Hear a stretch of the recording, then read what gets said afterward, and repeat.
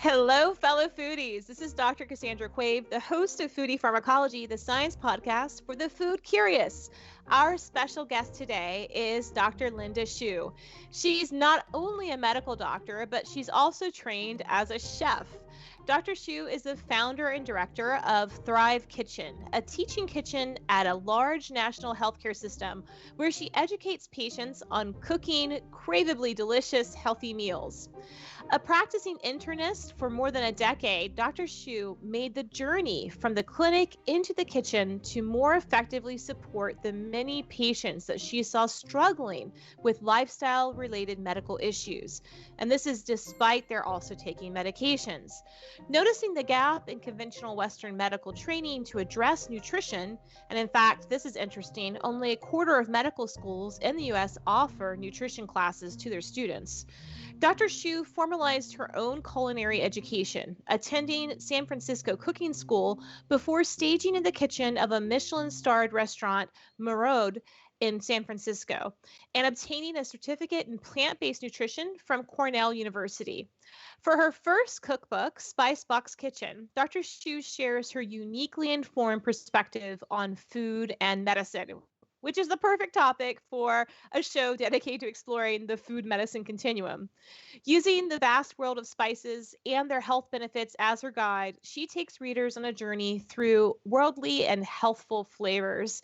It's so great to have you on the show, Linda. Thanks for coming. Thanks for having me. I'm so excited to chat with you about this. Great. Well, I want to just go ahead and dive straight into the science. What can you share with us about the health benefits of a plant-based or vegetable-forward cooking? Yeah, this is my bread and butter, literally. And I love talking about it because I think a lot of the time in medicine and in science, we're looking for the latest and the greatest, advances, things that require modern technology. But the beauty of this is that food is something that we all consume on a daily basis. Since the beginning of time, it's been used to enhance our health. And so I think as we move away from what we knew just in our families growing up, we lose a lot of that and we lose a lot of our own power to feel well and to improve our health in ways that make sense to us. And so one of those things is actually just simply eating your vegetables, right? So I think the first thing I want to kind of clear up is how I define vegetable forward and plant forward, because people use these terms in many different ways. This can be anything from completely whole foods, plant-based with no animal products at all, ranging to, some plants, combined with some animal products, and then all the way to eating kind of everything, the omnivorous diet. But throughout this continuum from no animal products to, maybe even a good deal of animal products, we know that plants have many benefits for our health. They contain things that are not found in animal products at all: antioxidants, vitamins, and importantly, fiber. So these are the three substances which really make the difference in how eating more plants, fruits, and vegetables can help our health. There was a really large study called the Adventist Health Study that looked at, like 60 or 80,000 people over many years. And they looked at this continuum, which I thought was a really great way to do the study, right? So if you went again from the extreme of no animal products at all, the vegans out there, even with no added oils, all the way to the omnivore diet, we see very nicely, they looked at outcomes like type 2 diabetes and obesity. It's actually a continuum. It mirrors it. So the more animal products you have, the higher your risk of type 2 diabetes, the higher your risk of obesity and obesity-related diseases. And we know that these are the diseases that affect us all. Our number one killer around the world is heart disease. That's very directly related to diet. Type 2 diabetes, we know, is directly related to diet. And there are actually certain cancers that we also are getting more evidence for that diet makes a very big difference.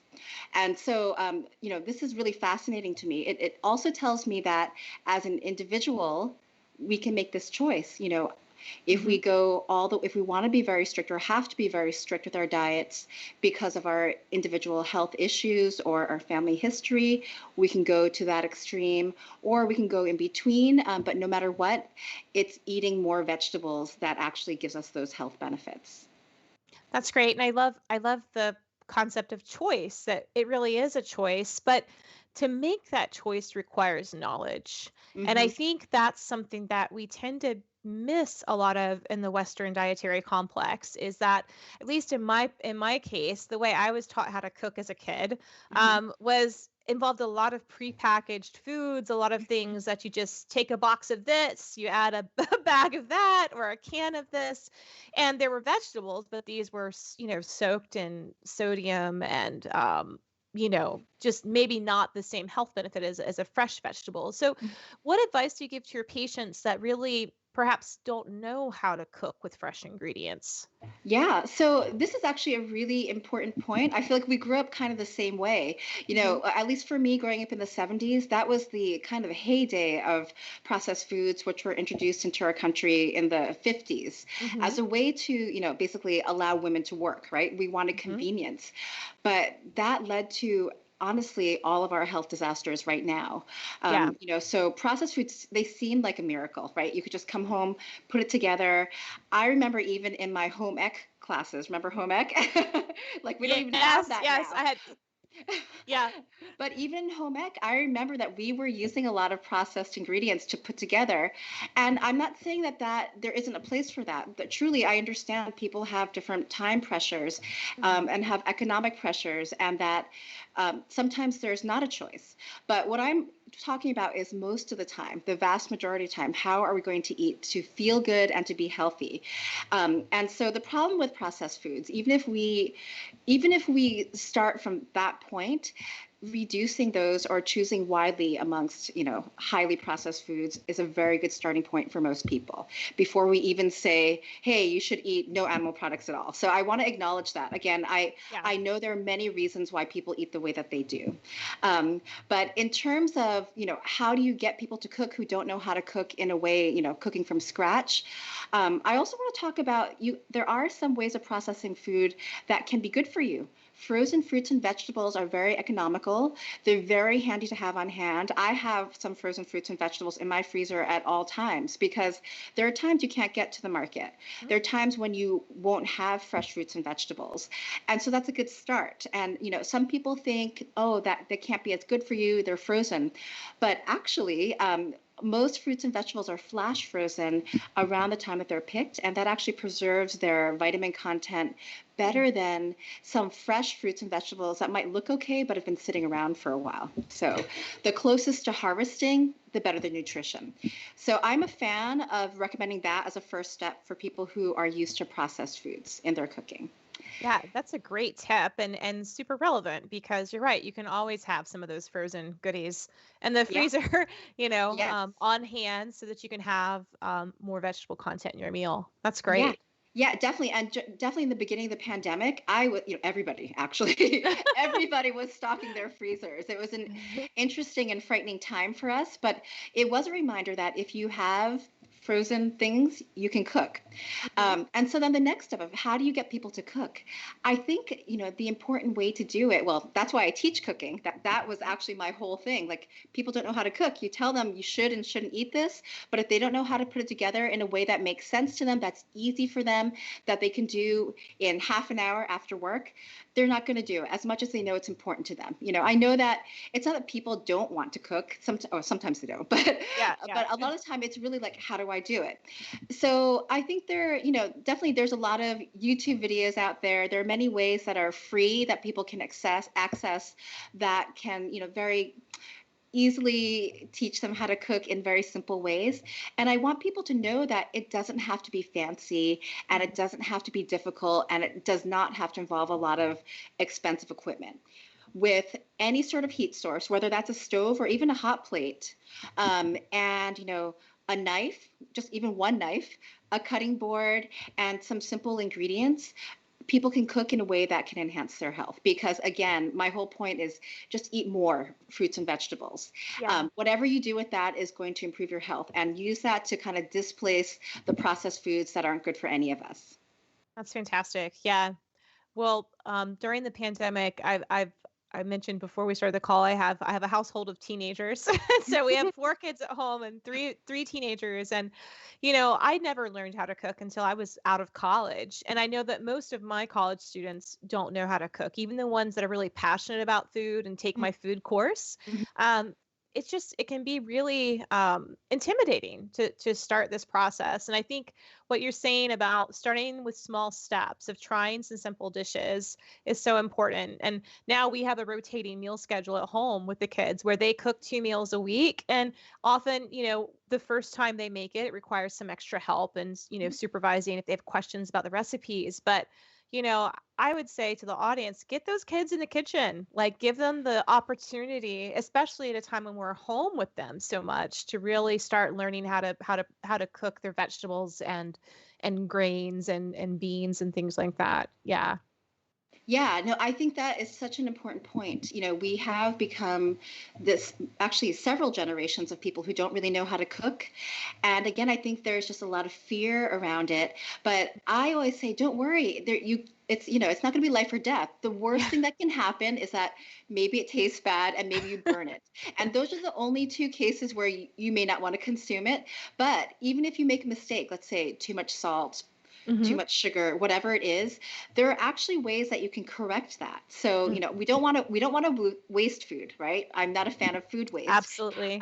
But the only way to learn is to experiment and to make mistakes. And, even when I teach my cooking classes, something goes wrong every time with either me or with one of my students.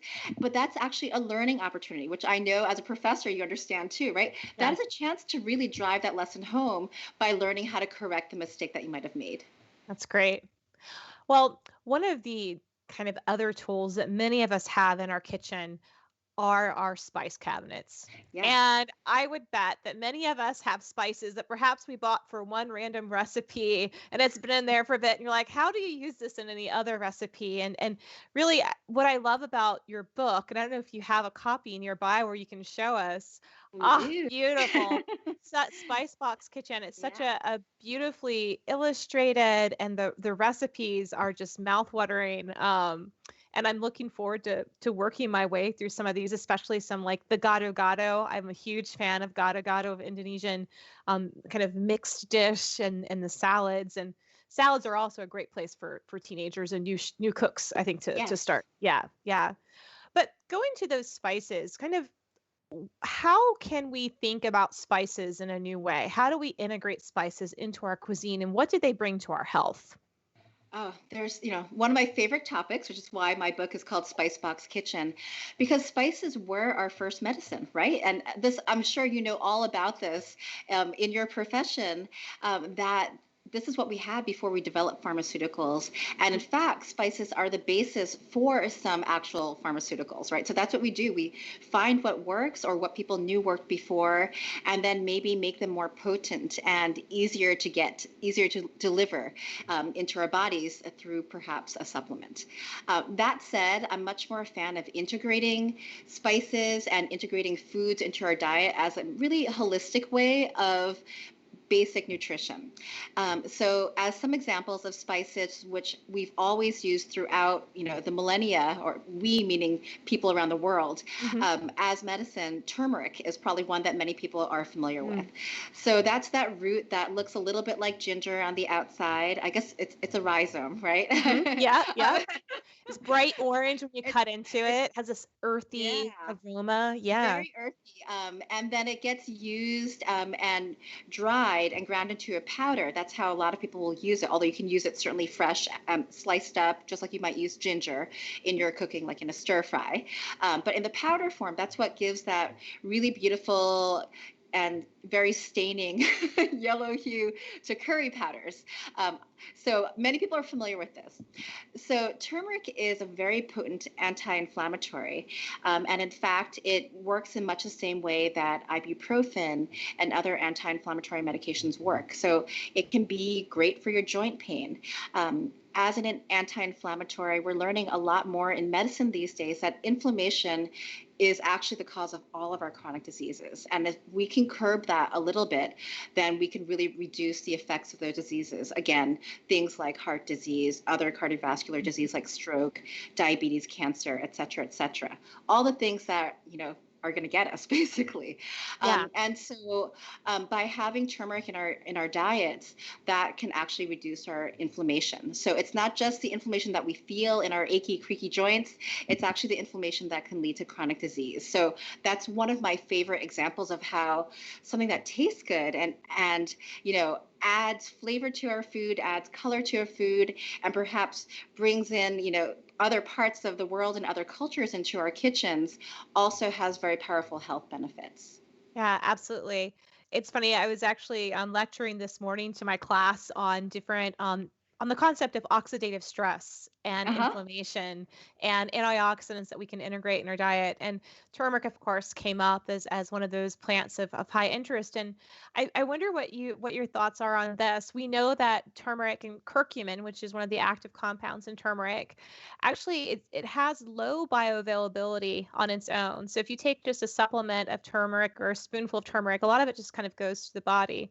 But when it's combined with certain other ingredients, most specifically black pepper, and it needs to be freshly ground black pepper because that's richest in a compound known as piperine, you increase the bioavailability of curcumin throughout the body.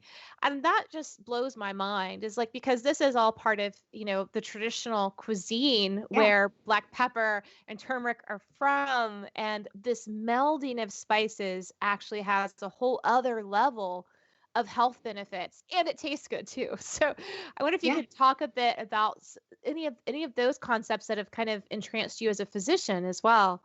Yeah, no, I love that example. And I think that's a very good point. And in fact, of course, some manufacturers of supplements have, basically capitalized on that, and they combine those two, Hmm. black pepper and the curcumin, into a capsule, Hmm. right? So again, better if you have it fresh in your cooking, though, in terms of Yeah. all of that. But I think that I love this concept that, again, this ancient wisdom, which Hmm. may not have been articulated as such, but just basically passed down through recipes, has been there for a really long time. A lot of that comes from where a lot of spices are grown in Asia, particularly in India, and in the traditions of Ayurveda, which I won't pretend to have any expertise Hmm. in at all. But Ayurveda really fascinates me. And of course, I'd love to learn more about it because it really truly uses food as medicine. And it Hmm. uses these concepts and these recipes that look at, what is there in terms of our spice cabinet? What is there in terms of foods that we can combine in different ways that will enhance your health? And so there's really a lot there. So I really like looking at kind of this ancient wisdom. Yeah, absolutely. It's and how do we recognize ancient wisdom today? In many cases, it's these spice blends. How do you make your curry blends? Like, and different regions have their own blends of different spices. And Yeah. you do a beautiful job of showing and illustrating in your book how to bring in different spices into your diet. Um, so can you tell us a bit more about kind of what inspired you to create these recipes? I mean, they're beautiful. I mean, they're visually just beautiful dishes. It makes my mouth water looking at them. But besides their beauty, kind of what drove you to write this book and create these recipes? Yeah, I mean, that really goes back to, like, from birth, my love of food and Hmm. my sort of adventurous spirit and curiosity about other cultures. So I've always loved food. I probably could be described as some of a picky eater at some point, like all kids are. And I actually grew up in a really small town in a semi-rural area in eastern Long Island, and I could have had actually a very sheltered existence growing up that way. But because my parents worked at a national laboratory there, we always had international visitors. So we had visiting scientists from around the world my whole life. And we would have these potlucks at my house, and Nice. people would bring things either actually from their own culture or actually from other people's culture. So all of these international scientists actually had themselves been exposed to many other cultures through their work. Hmm. And that got me really curious. And, when something tasted good, I wanted to know, how do we make this? Because I was in such a remote place, we didn't have restaurants that had any of these foods. So if I wanted it, I had to figure out how to make it. And so I think that was the beginning. Wow. Yeah. And because I'm the daughter of immigrants, my parents are from Taiwan, and the wife of an immigrant who's from Trinidad in the Caribbean, I think I've just always surrounded myself by people who just, as part of their upbringing, without even knowing about it, had a lot to bring to literally the table, from other places around the world. And I studied anthropology in college, medical anthropology actually, Hmm. and I studied abroad. I was in Southeast Asia in college. I worked in China before medical school. I'm just really, I think I live medical anthropology actually. Um, but because my favorite way to approach that is through food, visiting markets, talking to people about their food, learning to cook their food, and really appreciating and enjoying other people's food. That was the basis for, what I like to eat and how I develop recipes and the flavors in them. And then I thought, in our multicultural environment, you can't just tell people to eat quinoa and kale, Yeah. right? So Yeah. it's going to make no sense to a lot of people. Although I do try to get people from all cultures to think about, what is the equivalent of kale? Is it some other green vegetable? What is the equivalent of quinoa in your culture? What do you eat? Is it brown rice? Is it some other whole grain? Because that is your key. That is what your ancestors knew enhanced their health and wellness the best. And let's play with that. Let's figure out how to make that part of your diet. Reclaim your heritage, whatever that is. Or if that isn't your heritage and you feel like my heritage is, bread and butter, reach out to other cultures. It makes food much more interesting. And so in my book, which, travels the world through your kitchen, I play with spices, because spices are very accessible. You can get them even in small quantities, ideally in bulk bins, which we don't have access to now through the pandemic, but many spice manufacturers sell them in very small quantities. Try them. You can't really fail with them. You either like them or you don't like them. And so that's why I spent a long time in the book, in that beginning section, going over a spice glossary and also talking about how do we use them. Because I think a lot of people buy a spice, use a teaspoonful in one recipe, and then it's there, right? Yeah. Yeah. It's there aging away, losing potency, losing flavor in your spice cabinet. And so if you learn to experiment with them in different ways, then you really have the power of introducing more interesting flavor into your food and potentially other health benefits. That's great. Yeah, and I think it's important to note too, when we talk about spices and spiciness, it's not just about heat. It's Oh, yeah. all of these other flavors that come through. And one of my favorite things to do is I love Indian and kind of Indonesian and Asian cuisine, and um, they're I really try and play with putting some different blends together. And so like I almost have like my Middle Eastern mix and my mix for different things. And Yeah. and then you can kind of, as you explain in the book, is experiment with things to see what flavors you really enjoy and then include those in your dishes. Yeah. Yeah, that's pretty advanced of you to make your own spice blends. I think that's great. Well, I am a plant chemist, so maybe I do have Yeah, an yeah, advantage. exactly. But that's the best way actually to make it to your taste, right? And that's what I try to tell the reluctant beginning cook about cooking, that this is the way to eat what you like, actually, to make it exactly the way that you like it. I think another kind of basic tip about spices is that it's a way to reduce our reliance on salt, added sodium in our Okay. diets, right? Because a lot of there is definitely room for salt, but really just a pinch is often what we need to enhance the flavor of our food, of our ingredients, and also to bring out the flavor of spices. But if you have spices, you're going to find the salt is actually the most boring part of your Yeah. food. And so I think it's really fun. And I do have some recipes in the book for making certain spice blends. So there's Trinidadian curry powder, which is a very specific blend of spices for curry in Trinidad. I have one for dukkha, which is a Middle Eastern spice, seed, and nut blend. But again, people can mix and match. Once you get courageous, confident, and Yeah. bold, you can make your own. And I actually would love to see what people do with my recipes. I would love to see people change them. My advice about recipes is try to follow it to the T the first time to understand what it's supposed to be like. But then after that, switch it out with what you have or what you like.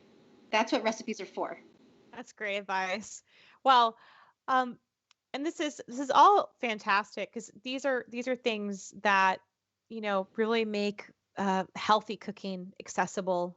And um, I wanted to ask some questions about your path to this point of both having professional training in nutrition and as a chef, but also being a Western trained physician. Mhm. And you don't find many Western trained physicians that are also actually like chefs. I mean, so you're really unique in that perspective. And I'd like to see how that happened, and how do you find this is useful in your clinical practice with your patients, and maybe give us some examples of which patients or what types of diseases can benefit the most from these dietary changes.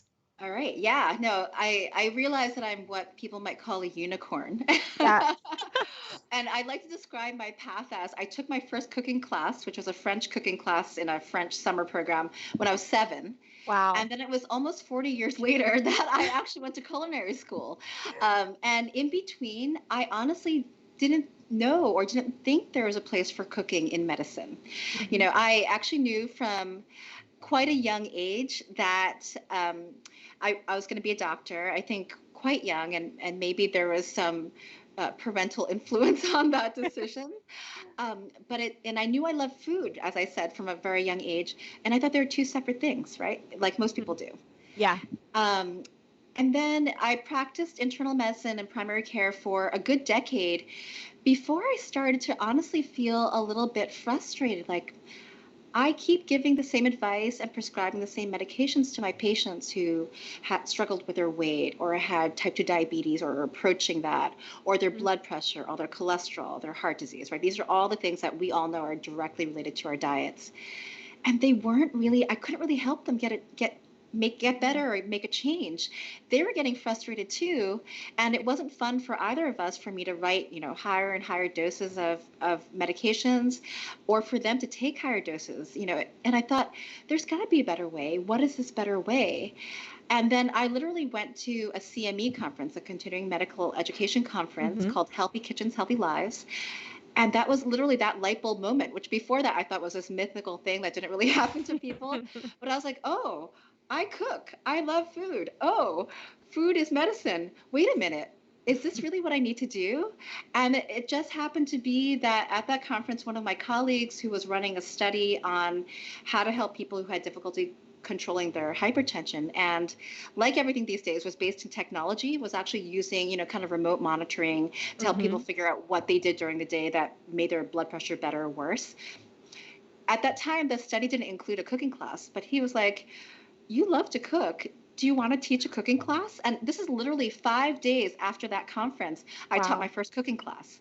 And I didn't know what I was doing, although it went really well. And I learned that I loved it and I could do it, actually. Mhm. And so it started back then. And that was in 2012. And then I thought, okay, what else can I do?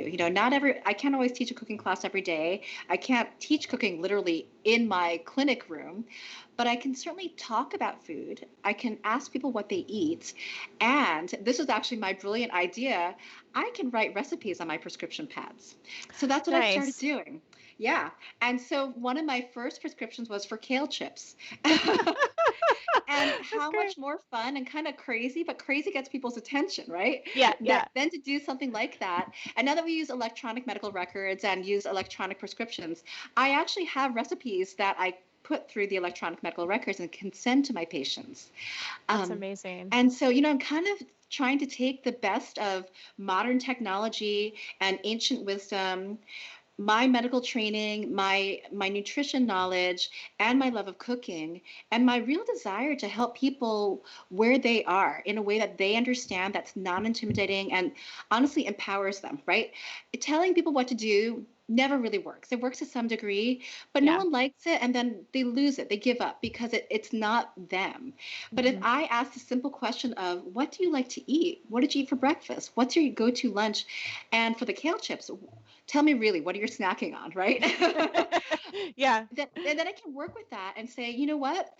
I get that. I like to eat chips too, but kale chips are going to be better for you.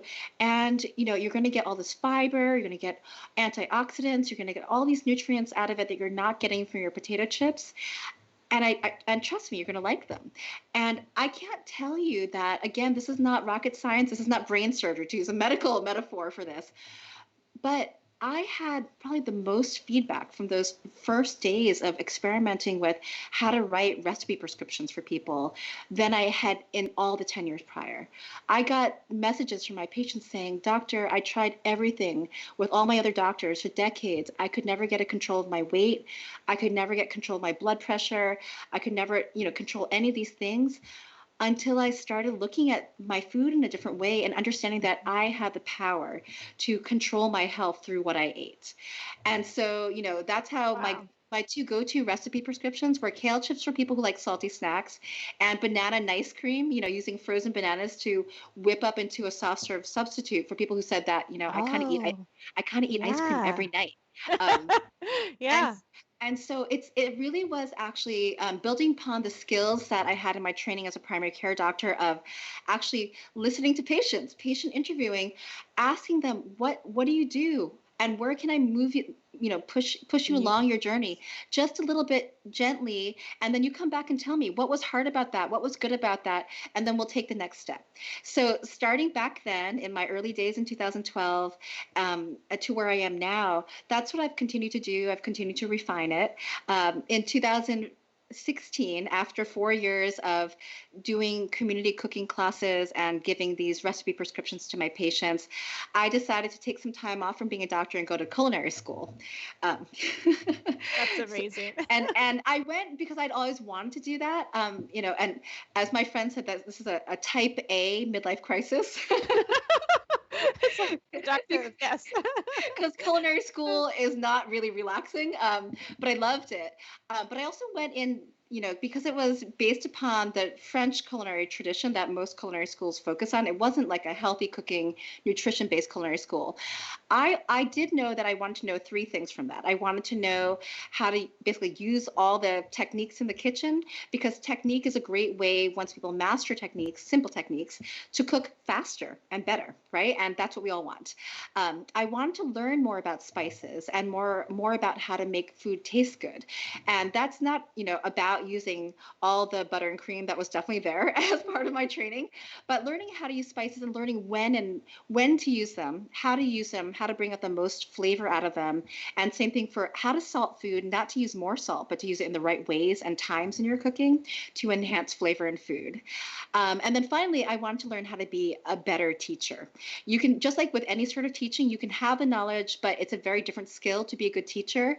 And so I knew that I was a good cook. And I knew that I was a pretty good cooking teacher because I've been doing it for a few years already. But I knew there would be better ways of learning how to teach cooking. And since I knew I was going to be starting basically a cooking school for patients, that I wanted to learn from the best. And I had wonderful instruction in my cooking school, which is San Francisco Cooking School. What a journey. That's just so fantastic. I mean, this is all kind of under the umbrella of what we would call integrative medicine, right? If you're really, but you know, it shouldn't be labeled as an other form of medicine. It is medicine. Food is medicine. Our diets, if you're prescribing patients medicines for, for high blood pressure or for diabetes, but they continue to eat foods that are contributing to the disease, there's only so far those pharmacological agents can go. Like you That's have to find that balance on both ends. Oh, for Um, sure. yeah, Yeah. yeah. And I want to point out a few key things for our listeners about this. One is that, and people know this, no pill is going to make you feel good, right? It's not going to make you feel better. That blood pressure pill doesn't necessarily make you feel better. Your diabetes pill isn't going to make you feel better while it might improve the numbers that we're measuring. But food makes people feel better. And it's immediate. I like to point out too that what my book about and my book is about and my take on food as medicine is not about diet. It's not a diet book. I very intentionally didn't include calorie counts in my book because that's not what I want people to focus on. I want people to focus on, wow, this vegetable that I never tried tastes so good. Or, in one of my first cooking classes, I taught how one of the recipes for Brussels sprouts, which I call gateway Brussels sprouts because it was the gateway to eating like this for that patient. Is that people say, wow, I hated Brussels sprouts before, but with this recipe I love them, I can't get enough.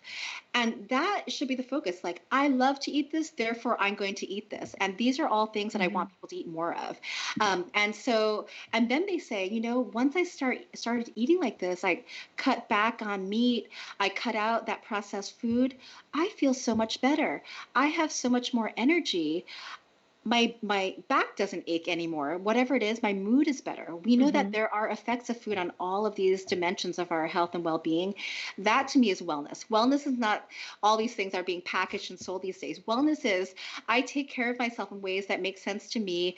I feel better, and maybe as a side effect, you might lose some weight. It depends on if you have to and where you were with this, but you're going to feel better if you use food in these ways as medicine from your own kitchen.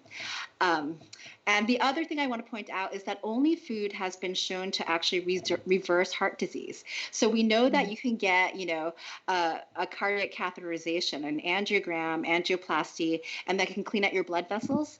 There's also a study that showed that if you follow a whole foods plant-based diet without any added oil, any supplemental fats aside from things like avocados, nuts, natural sources of fat, that can do the same thing. That can actually clean out your blood vessels. It's a crazy thing, right? That's amazing. Yeah, and it's like it's exciting to see as more and more science in this field emerges, and I'm fascinated with the gut microbiome and how all these foods, and not just the chemicals in our foods, the natural plant chemicals, but also fiber, how all these different elements come together to create a state of health. Oh, for sure. Yeah. And the microbiome is fascinating. So we're learning, I think the latest things that I'm fascinated about in medical research, again, is not technology based, but is again this ancient stuff, which we do need technology to study and understand, but it's stuff like fiber. It's stuff like antibiotics, the microbiome, inflammation. And, I think a lot of people don't know that your microbiome changes within days of changing how you eat. Days, fiber, that's insane. Most people think it takes months. I have to do all this stuff for months before my body's going to get healthier, but that's not the case. And one of the things that I do with my medical center is annually we have this 3-week plant power opportunity is what we've called it. At first, we debated between calling it I think we called it the plant-based challenge, because some people like a challenge. I like a challenge. But then we thought, oh, is it more positive to say opportunity? I'm like, okay, we can be positive too. And I think there are two camps with that. But what it is we encourage people, just like I do in my book, to just eat more vegetables. Some people will go totally plant-based with this, depending on where they started.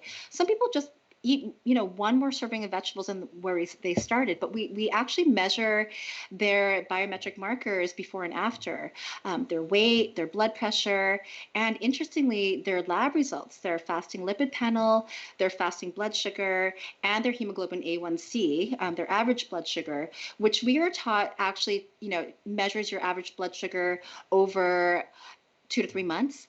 But in the several years that I've been doing this challenge, people actually have improvements even in that number after 3 weeks. I'm not even kidding. And this is not done as like a controlled study at all. This is anecdotal, but it's real. It's there. If we want to look at numbers, we can look at these numbers, and it is so powerful.